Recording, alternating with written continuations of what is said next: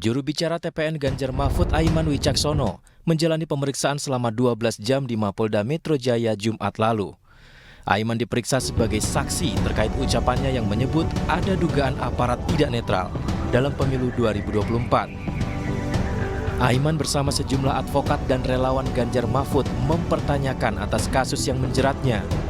Sebab kritik dilontarkan untuk perbaikan institusi Polri di tengah krisis kepercayaan terhadap netralitas aparat dalam pemilu.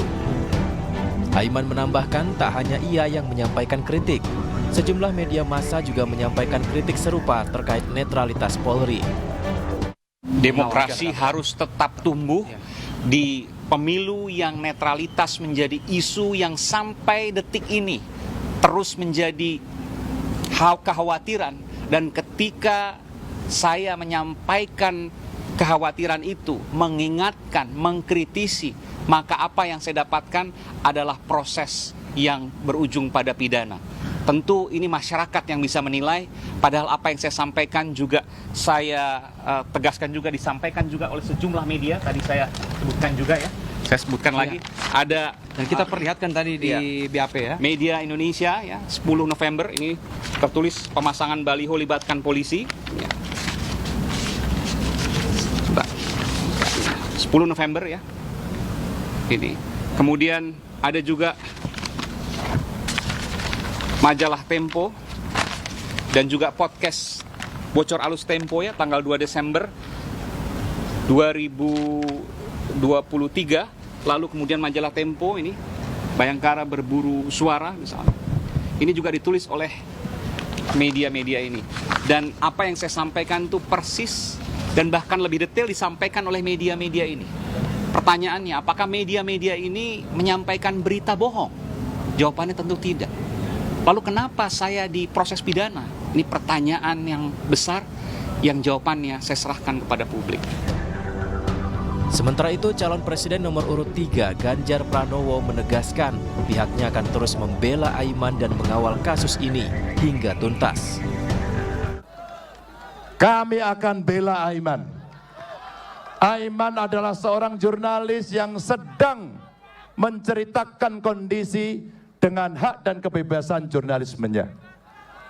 Maka sebenarnya cara melawannya bukan menangkap, bukan memeriksa, tapi silakan Anda punya hak jawab. Itulah pers yang bebas yang saat itu diperjuangkan dalam era reformasi. Tim Ganjar Mahfud hari ini akan mendampingi. Kita akan tanyakan pada penegak hukum, apa sebenarnya yang terjadi. Dalam pemeriksaan di Polda Metro Jaya, penyidik menyita ponsel Aiman dengan dalih untuk kepentingan pembuktian dalam penyidikan. Meski Aiman keberatan, Aiman bersikukuh akan melindungi identitas narasumber yang memberikannya informasi. Dari Jakarta, Tim Liputan iNews melaporkan. Ya, kenapa polisi menyita telepon genggam Aiman yang masih menjadi saksi? Untuk membahasnya sudah bergabung bersama kami di studio. Ada Wakil Direktur Eksekutif Deputi Hukum TPN Ganjar Mahfud, ada Mas Vincent Mendrova. Selamat sore Mas Vincent, apa kabar? Selamat sore, kabar baik. Dan melalui sambungan Zoom ada Ketua Perhimpunan Bantuan Hukum dan Hak Asasi Manusia, ada Mas Julius Ibrani. Selamat sore Mas Julius, apa kabar?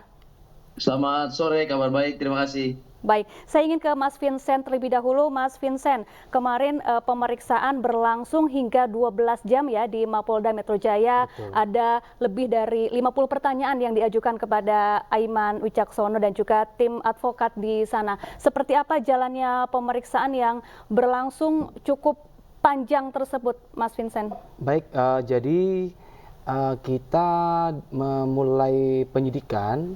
Saudara Aiman Wicaksono dimulai diperiksa itu di jam 11 siang, kemudian ada beberapa kali istirahat dan baru selesai dan keluar dari Krimsus Polda Metro Jaya itu jam 11 malam harinya.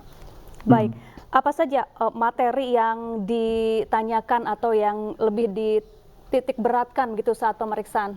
Ya, jadi Saudara Aiman Wicaksono, dia dipanggil dalam kapasitas sebagai saksi, kemudian ada 59 pertanyaan yang diajukan oleh penyidik Polda Metro Jaya dalam pertanyaan-pertanyaan itu lebih fokus pada keingintahuan penyidik siapa narasumber yang dimiliki oleh saudara Aiman Wicaksono. Iya. Jadi lebih fokus pada data informasi narasumber yang dimiliki oleh saudara Aiman Wicaksono. Dan pada saat diperiksa itu kita berkali-kali menjawab dengan pertanyaan berulang-ulang bahwa saudara Aiman Wicaksono dalam mendapatkan sumber itu dalam kapasitas juga masih sebagai wartawan. Sehingga kalau kita juga sampaikan bahwa kalau berdasarkan Undang-Undang Pers di pasal 4 ayat 4 itu bahwa saudara Aiman memiliki hak tolak untuk memberitahukan narasumber di di data yang dimiliki oleh saudara Aiman Wicaksono. Baik, Mas Julius, ini Aiman Wicaksono menyampaikan informasi terkait dugaan polisi tidak netral di pemilu dalam kapasitasnya sebagai seorang jurnalis, namun kemudian menyeret Aiman ke kasus hukum hingga saat ini. Bagaimana tanggapan Anda, Mas Julius? Ya, jelas dari sini ya, kita melihat ada dua koridor hukum yang sedang dibangkangi ya oleh Polda Metro Jaya ketika memeriksa Aiman gitu ya. Ini harus saya sampaikan karena pertama kenapa kemudian disebut pemeriksaan dilakukan secara sewenang-wenang atau semena-mena? Karena pertama yang disampaikan Aiman terkait dengan netralitas institusional ya, institusional Polri itu merupakan domain publik yang dibahas Komisi 3 DPR RI. Jadi dalam konteks penyelenggaraan pemilu. Nah, dalam konteks penyelenggaraan pemilu, maka segala bentuk dugaan pelanggaran baik dia administrasi, etika, sampai dugaan pidana, koridornya harus melalui dulu penyelenggaraan pemilu, baik itu KPU, Bawaslu, dan segala macamnya. Nah, proses ini tidak kita lihat berjalan, itu yang pertama. Yang kedua, bahwa Aiman juga berlatar belakang profesi ya, profesional sebagai seorang jurnalis yang juga tercatat di Dewan Pers, itu tidak bisa kita pungkiri. Ketika banyak informan yang memberikan data, dokumen, informasi, ini harus direkam dalam satu koridor hukum yang namanya jurnalistik. Ada Undang-Undang Pers nomor 40 tahun 99, maka mekanisme jurnalistik yang dianggap misalnya mengganggu, tidak benarkah informasinya, dan segala macamnya, ini harus terlebih dahulu diuji melalui metode jurnalistik di bawah Undang-Undang Pers bersama Dewan Pers. Ada hak jawab di sana, ada kemudian pelaporan dugaan pelanggaran etika jurnalistik di bawah Dewan Pers, tetapi koridornya tetap koridor pers atau jurnalistik. Nah, ketika dia masuk ke dalam pidana tanpa melalui dua koridor ini, baik pemilu ataupun jurnalistik, kita melihat ada sebuah kepentingan yang lain, gitu. Sehingga publik berasumsi ini semena-mena, ini sewenang-wenang, dan ini adalah bentuk kriminalisasi. Itu kesimpulan di awal, tapi yang menurut saya yang lebih berbahaya adalah justru ya. Mas Julius, kepentingan yang lain seperti apa yang Anda maksud? Nah, ini dia, saya mau mengantarkan kepada situ. Jadi ketika dua koridor hukum ini yang secara undang-undang diatur dengan kaku, dengan rigid gitu ya, tanpa ada kebolehan untuk dikesampingkan gitu ya. Tapi tiba-tiba proses ini berjalan dan saya mendengar sudah sampai ke penyidikan tadi dari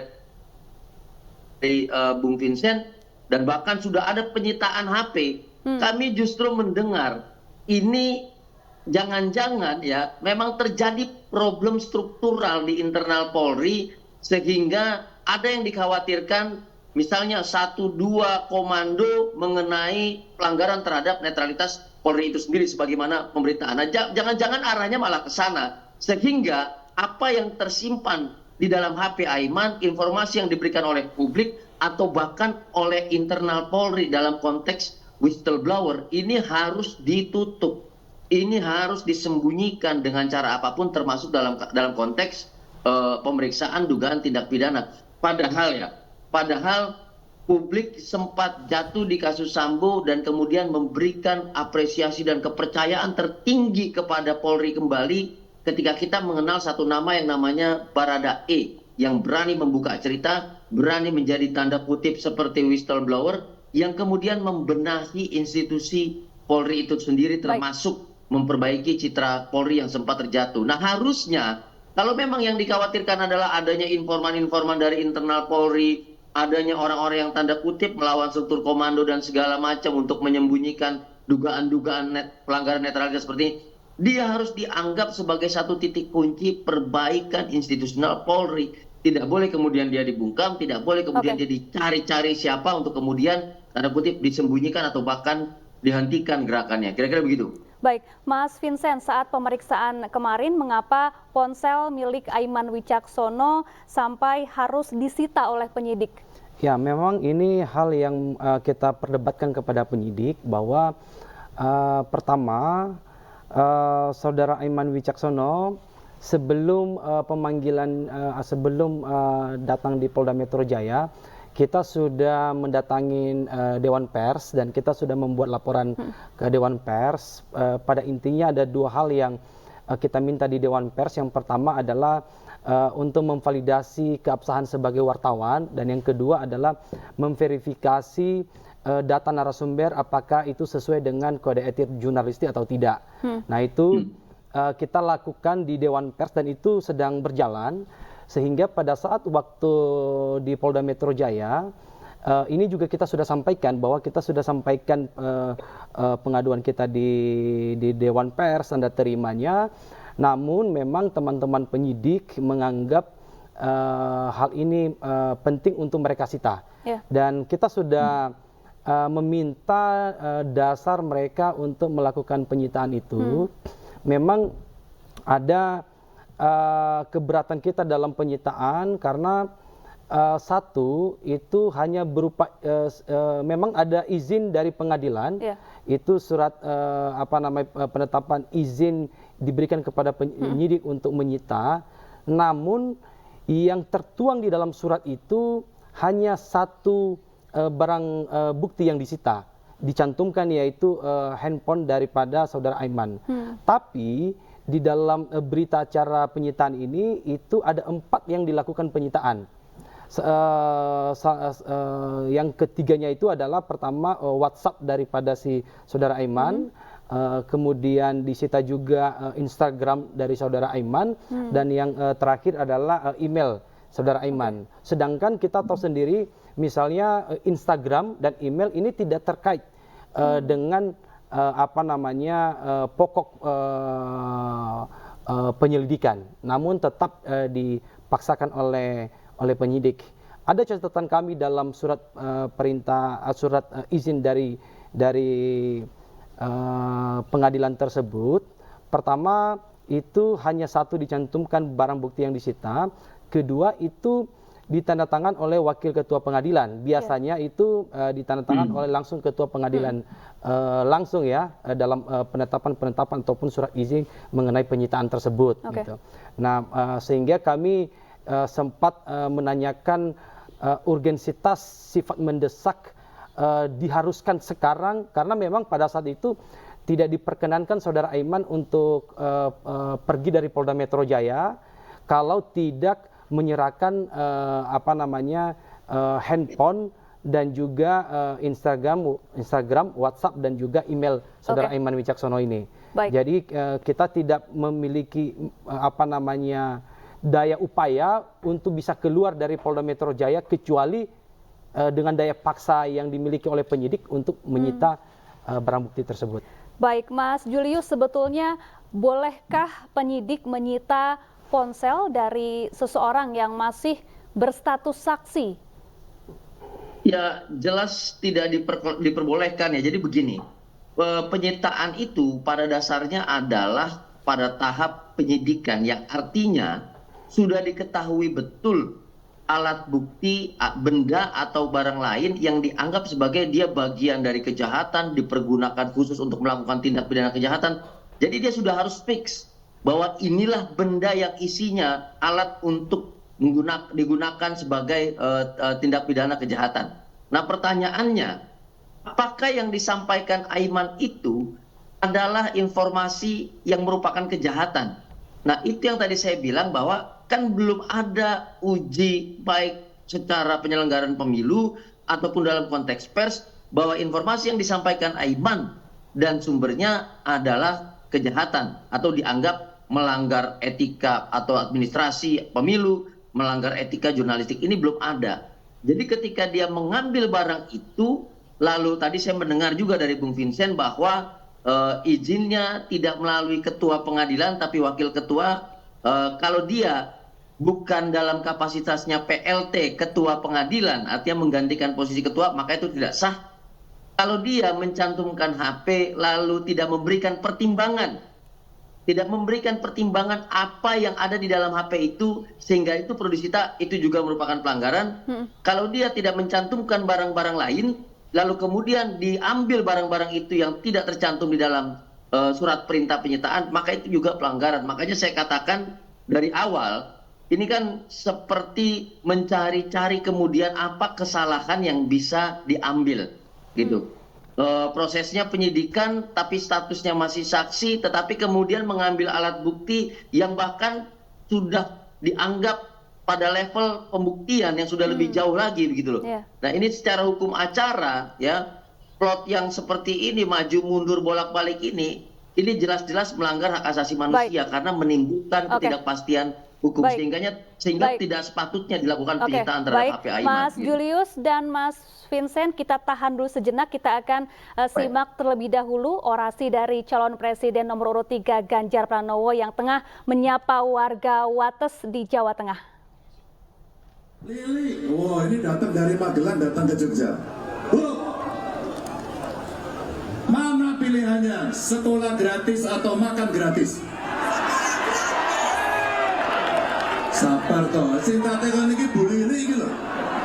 Saya mau tanya Bu Lili, kenapa pilihannya sekolah gratis tidak makan gratis? Pendidikan menentukan masa depan anak, Pak. Pendidikan menentukan masa depan anak. Itu adalah masa depan anak-anak bangsa. Dan yang di sana Bu, teman-teman seperjuangan kami. Ada dari caleg, DPR RI, DPRD Provinsi, dari partai-partai yang nanti berkumpul semuanya, PDI Perjuangan, P3, Hanura, Perindo komplit, dan para relawan. Kita minta tepuk tangan dukungannya. Ada juga, ada budayawan di sini. Mas Butet, nggak jadi, aja. Mas Butet, seorang budayawan, seorang seniman yang ternyata untuk manggung saja tidak gampang. Mas Butet pernah cerita kepada saya bahwa undangan-undangan manggungnya di-review. Boleh manggung tapi nggak boleh ngomong politik, begitu katanya. Maka manggungnya gagal dan kemarin panggungnya dipindah di Jogja. Kebetulan karena saya, Pak Mahfud juga sekolah di sini, kami nonton panggungnya. Dan memang nyebelin. Karena isinya memang ngeritik tok. Tapi itulah dinamika agar penguasa selalu diingatkan, agar penguasa bisa mengasah rasa sehingga menjadi peka dan akhirnya tidak pekok. Dengan seni, dengan budaya, dengan kepekaan yang kita miliki, maka insya Allah kita tidak menjadi Maka sekolah gratis betul menjadi cita-cita kita semuanya. Saya berasal dari orang tidak mampu, waktu sekolah juga ngutang, bahkan pernah terlibat rentenir untuk membayar kuliah. Orang tua saya berjuang bagaimana anaknya. Itulah kenapa 12 tahun minimal harus gratis. Kalau sudah gratis seperti Bu Lili tadi, mereka yang dari keluarga miskin, saya pengen pendidikanlah yang akan merubah nasib keluarganya. Maka satu keluarga miskin, satu sarjana. Itulah yang kemudian diharapkan nantinya mereka akan menjadi anak-anak hebat yang membantu keluarganya, membantu orang tuanya, karena pasti mereka punya budi pekerti yang luhur. Hai, Ini ada anak yang menyampaikan ke saya harus minta maaf karena saya tidak punya penterjemah. Ini kelompok tuli, saya mau sapa dulu.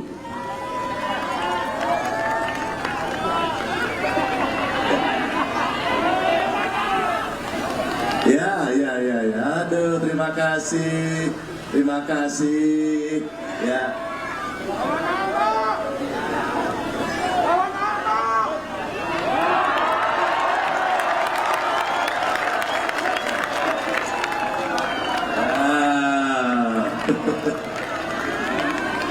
Ya.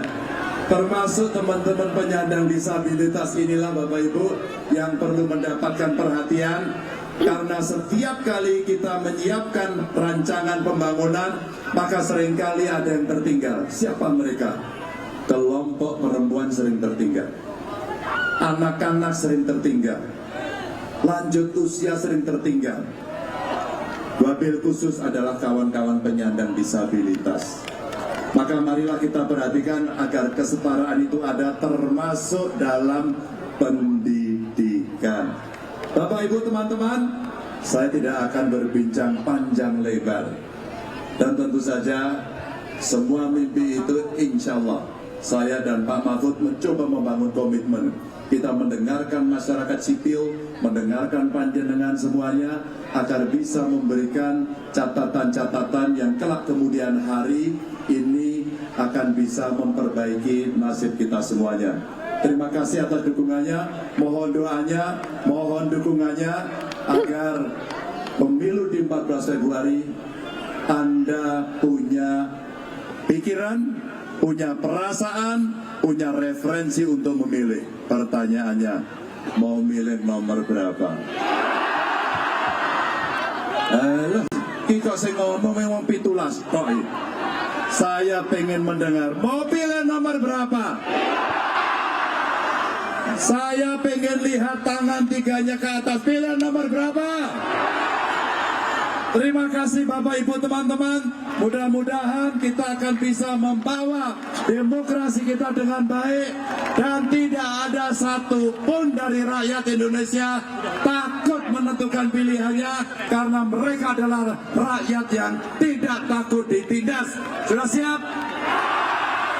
Terima kasih. Oh, ada buku saya. Mudah-mudahan bisa dibaca. Terima kasih. Salam untuk keluarga. Wassalamualaikum warahmatullahi wabarakatuh. Warahmatullahi wabarakatuh. Pak Ganjar. Ya, itu dia tadi orasi yang disampaikan calon presiden nomor urut 3 Ganjar Pranowo di hadapan ribuan warga Wates, Jawa Tengah.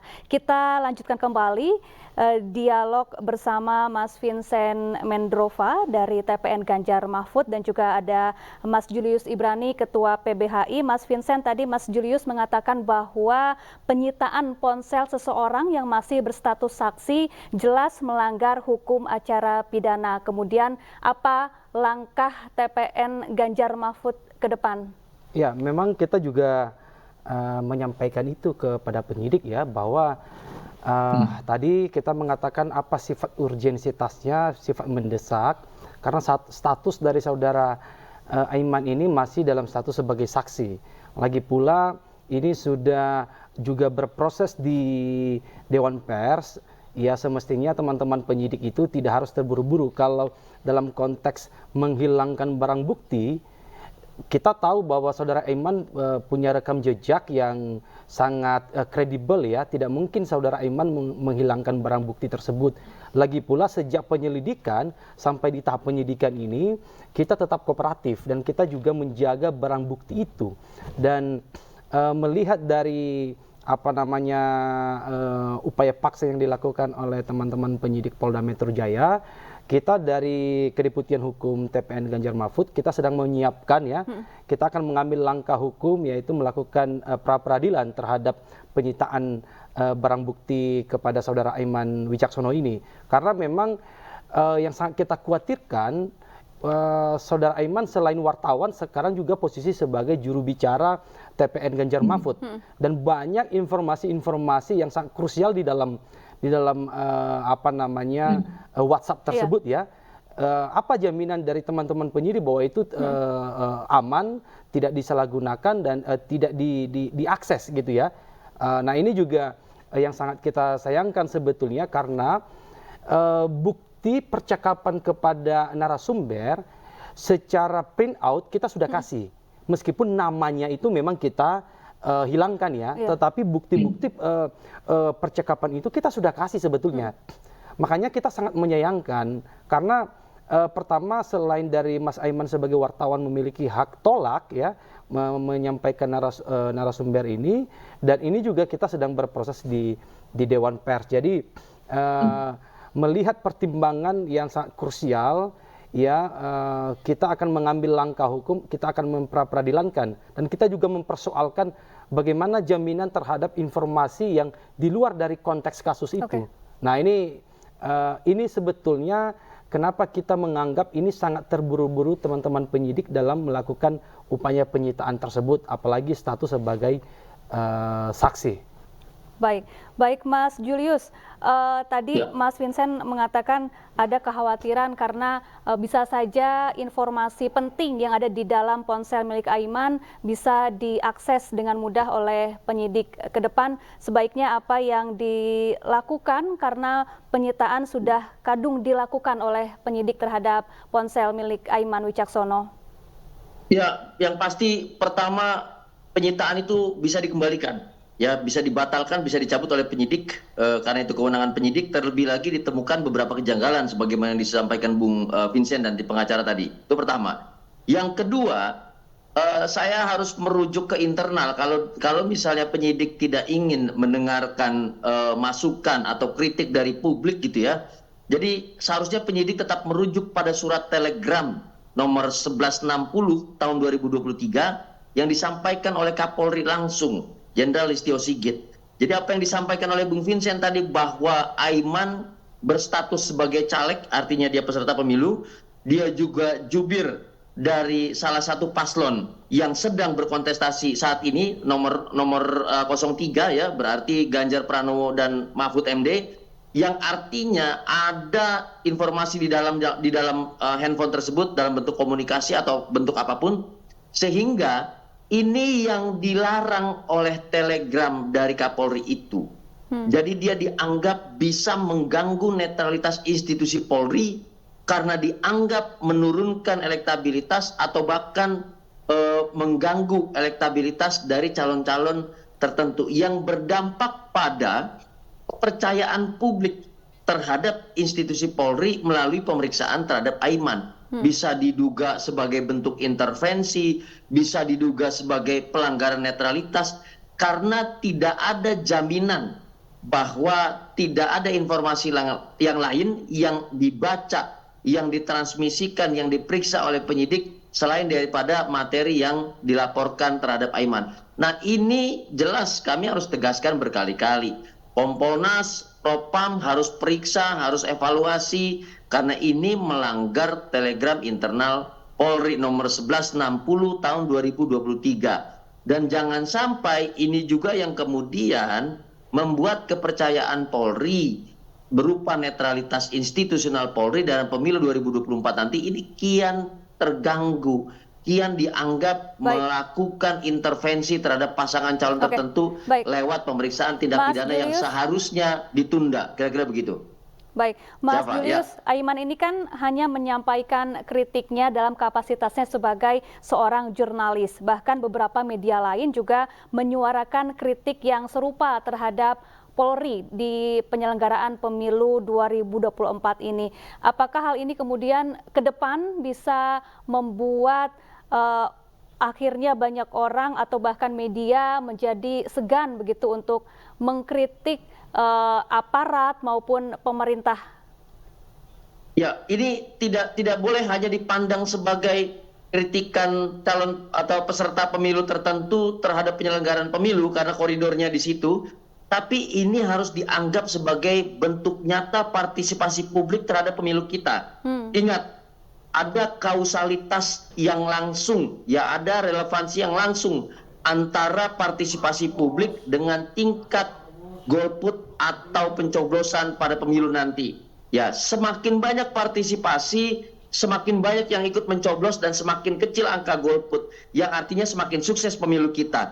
Jadi kalau partisipasi dalam bentuk apapun, kritik, dukungan, saling kerjasama, koordinasi, pengawasan, dibungkam lalu dikriminalisasi, ini yang akan menjadi penghambat utama partisipasi publik yang bahkan membuat para orang-orang kelompok elit, para kelompok terdidik yang tadinya berpikir untuk ikut berpartisipasi, dia akan semakin tegar untuk golput.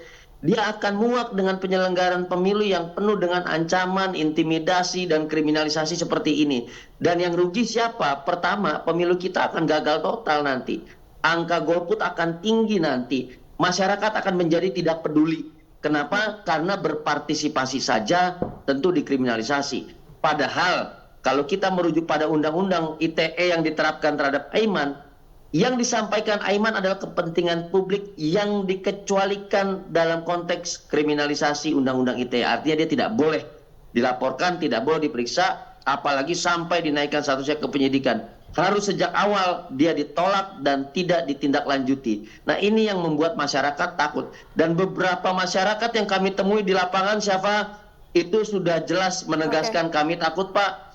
Kalau kami angkat di sosial media, kami sebarkan di WA grup, kalau ada pelanggaran pemilu, kami yang akan dikriminalisasi. Jadi lebih baik kami diam, lebih baik kami bungkam, lebih baik kami tidak usah ikut-ikutan pemilu. Nah, ini yang akan merusak pemilu kita yang seharusnya ramai dan bermartabat, gitu siapa? Baik. Mas Vincent, ini TPN Ganjar Mahfud ini begitu solid dan total begitu ya mendukung Aiman Wicaksono untuk menghadapi kasus yang sedang dihadapi. Bahkan Capres Ganjar Pranowo juga sudah menegaskan akan terus membela Aiman Wicaksono. Anda yakin Aiman Wicaksono akan lolos dari jerat pasal yang dilaporkan terhadap Aiman? Ya, pertama dulu bahwa memang sejak awal ada dua undang-undang yang dikenakan kepada saudara ini dilaporkan ya. Itu pertama Undang-Undang ITE dan yang kedua adalah Undang-Undang Nomor 1 Tahun 1946. Kemudian dalam proses penyidikan itu sudah tidak digunakan lagi, hasil gelar perkara tidak digunakan lagi Undang-Undang ITE-nya, tapi lebih fokus pada Undang-Undang Nomor 1 Tahun 1946, Pasal 14 Ayat 1 Ayat 2 dan Pasal 15. Kalau kita lihat dari unsur tersebut, kami sangat meyakini bahwa saudara Aiman ini tidak menyebarkan berita bohong, gitu ya. Karena memang kita sudah memberikan bukti-bukti, sekalipun tetap kita kedepankan junjung tinggi undang-undang pers juga, yaitu hak wartawan untuk tidak memberitahukan narasumbernya, karena ini ancaman serius bagi bukan hanya kepada saudara Aiman ya, tapi ini ancaman serius pada demokrasi kita, khususnya kepada profesi wartawan, profesi pers ya. Jadi ini yang sangat kita sayangkan, sehingga kami sangat meyakini betul bahwa saudara Aiman Wicaksono tidak melanggar hukum dalam menyampaikan informasi tersebut. Kalau kita telaah satu-satu apa yang disampaikannya pada saat tanggal 11 November 2023 itu, ya, itu juga tidak bersifat kesimpulan, justru menghimbau institusi penegak hukum, institusi Polri untuk menelusuri lebih lanjut. Ini kan seperti yang disampaikan oleh tadi Ketua PBHI ya, bahwa ini sebetulnya ini bentuk ya kepedulian, bentuk partisipasi masyarakat, apalagi saudara Aiman ini sebagai wartawan. Justru semestinya teman-teman di Polri ini menyikapi bukan dalam konteks pemidanaan, tapi harus menyikapi ini dalam bentuk masukan ya, saran, dan juga ini bentuk partisipasi dalam mensukseskan pemilu 2024 ini. Jadi seperti yang disampaikan oleh Capres nomor 3 Bapak Ganjar Pranowo, bahwa kita akan membela dan kita meyakini bahwa saudara Aiman Wicaksono tidak melakukan tindak pidana sebagaimana yang dituduhkan di dalam pasal 14, pasal 15 Undang-Undang Nomor 1 tahun 1946. Baik, terima kasih Mas Vincent Mendrova, Wakil Direktur Eksekutif Deputi Hukum TPN Ganjar Mahfud sudah hadir di studio iNews. Kemudian terima kasih juga kepada Mas Julius Ibrani, Ketua PBHI telah bergabung bersama kami di iNews sore. Sama-sama.